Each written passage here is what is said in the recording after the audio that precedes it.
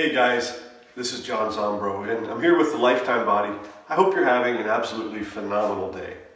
What we're going to talk about today is a couple of things related to running and running shoes, and specifically we're going to look at foot function and some things we might want to have as considerations when selecting a pair of running shoes.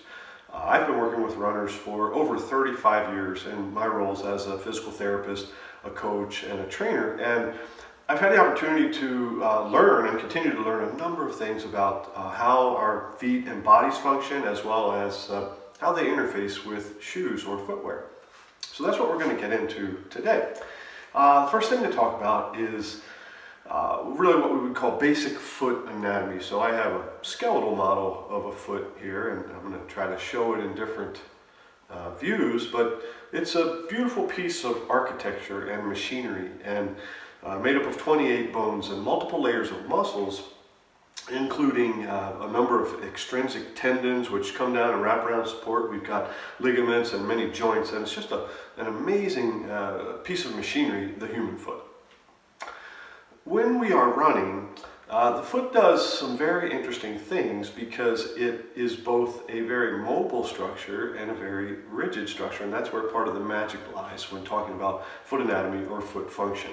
We have two phases in our running gait. When the limb or the leg or the foot is in the air, that's the swing phase, and then when it's on the surface, the ground in most cases, that is the stance phase.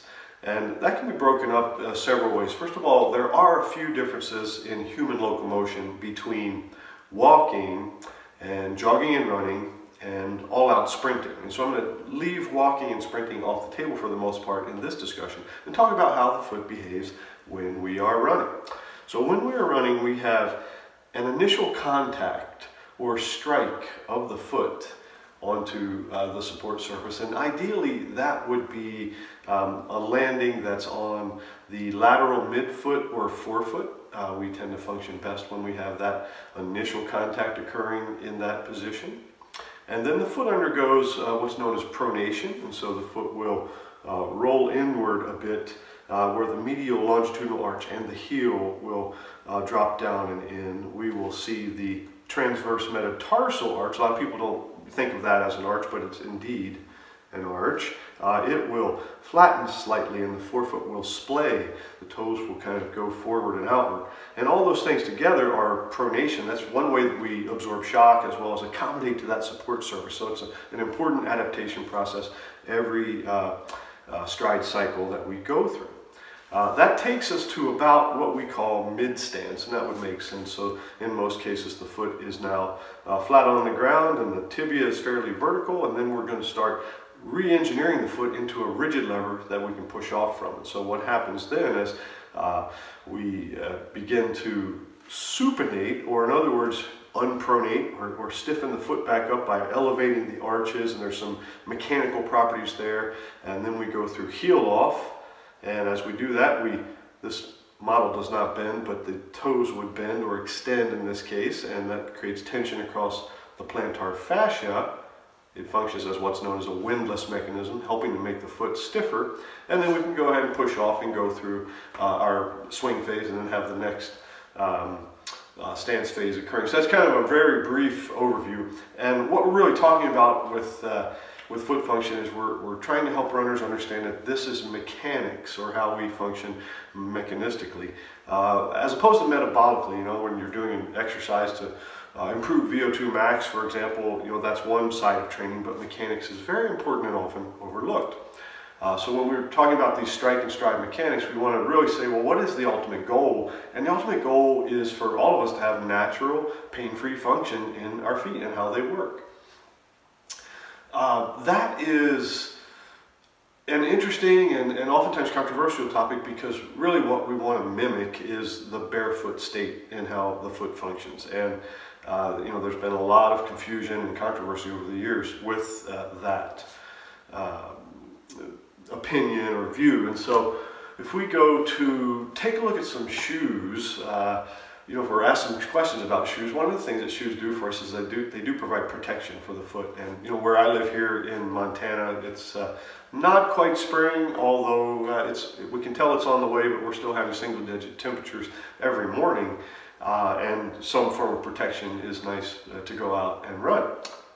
Another thing that has historically been a huge focus of the running shoe industry is to attempt to control pronation. So if I use that foot model again and we say, well, we know the foot naturally should pronate to some degree when we accommodate to our support surface. Some people do that excessively. In other words, they overpronate. In other words, they pronate a little too far, or they may stay in a pronated position a bit too long. Either way, that can be a problem. And there are some different ways that can be addressed. And one way that historically was used was to have a shoe that has stability properties to try to block that pronation mechanism. And there may or may not be a place for that. We'll get into that. Next, we have this idea of cushioning or shock absorption. And so a shoe midsole is made of a soft cushioning material. It's usually a foam called EVA, or ethylene vinyl acetate, and it can help us to reduce ground reaction forces, but actually the studies say not quite as well as our actual quadricep muscles and knee flexion can do. So again, these are things that we think we're getting from our shoes, but we may want to think about that a bit more. Then you get into the elephant in the room, which is the orthotic, and that's an interesting thought, because one of the theories that orthotics are based upon is that they should lock up the foot and stop it and put it into a neutral, ideal position and make it rigid and fixed. But we know that the foot has to function dynamically through the gait cycle, so this may not be the most appropriate intervention for most people. And these rigid orthotics, I've never been a big fan of those.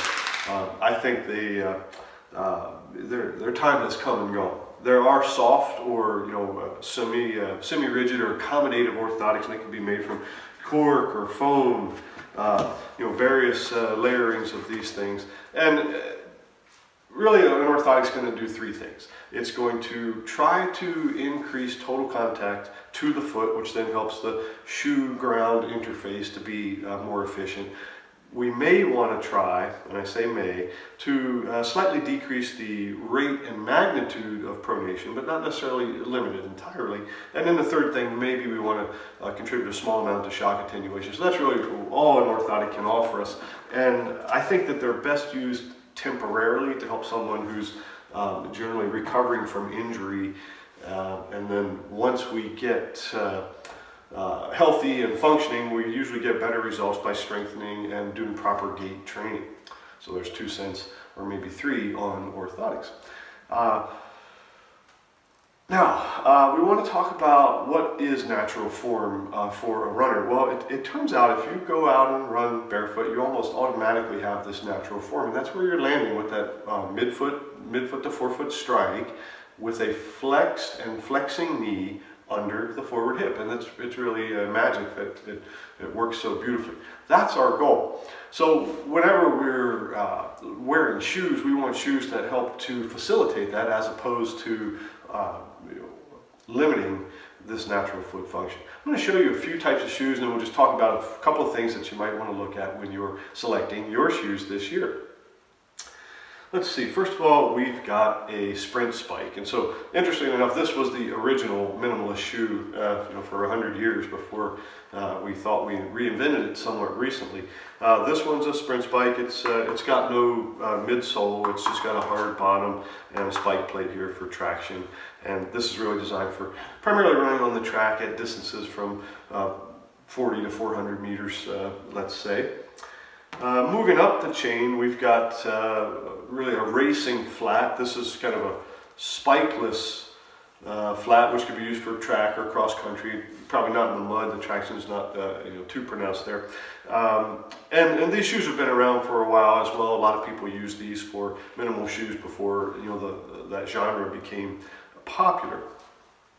Then we go into, I guess, any number of these regular trainer type shoes, and so these are sort of daily trainer shoes. The ones that I have here are what we call cushion or neutral shoes. I don't have any stability models to show you. I'm not even sure we want to see those growing in the market anyway. So a few things to look at when we're thinking about our shoes. We want to think about the last or the shape that the shoe is built around, and that's really this. And so I'm not sponsored by any of these brands, but if the bottom of the shoe looks like your wet footprint when you step out of the shower, that's a pretty good place to start. Reason being, our feet are narrower at the heels than they are at the forefoot and toes, and we want to have room for that natural shape and function in our shoes. Then we look at traction, and this happens to be kind of a trail racing shoe or a lightweight trail running shoe. You always want to match your traction to the terrain that you're going to be on most often. And so this one, in the case of a trail shoe, has a full carbon rubber outsole with some lugs for traction and a toe bumper is some things you'll see. But again, a fairly light shoe. Then we're looking at cushioning, and when we're talking about cushioning, that's really the thickness of the midsole, and it's measured in the shoe industry in what's called a durometer, which is basically the compression resistance that the material has. And I'd like to suggest that we should try to get away with as little cushioning as we can. I'm not saying use no cushioning, but having less is generally better because it increases the feel of what the foot's doing on the ground. That's called proprioception, and it helps us to better activate those natural shock absorbers in our bodies. Then the last thing, or maybe not the last thing, but the next thing I want to mention is what we call midsole drop. And so all of these shoes, or maybe I should say none of these shoes, have a significant midsole drop. So here is another example of what's a zero drop. There's no difference in height from the heel, thickness of the midsole, to the forefoot. And that allows for a very natural strike. Then you can go to, say, a shoe like this, which has a very subtle difference. It's probably about 4 millimeters in this brand. And that's also, again, fairly natural. Doesn't promote excessive heel striking or overstriding, which the high heel lift shoes can do. In fact, those spikes, if you kind of look at how they function, they actually had a negative heel given the presence of the spike plate.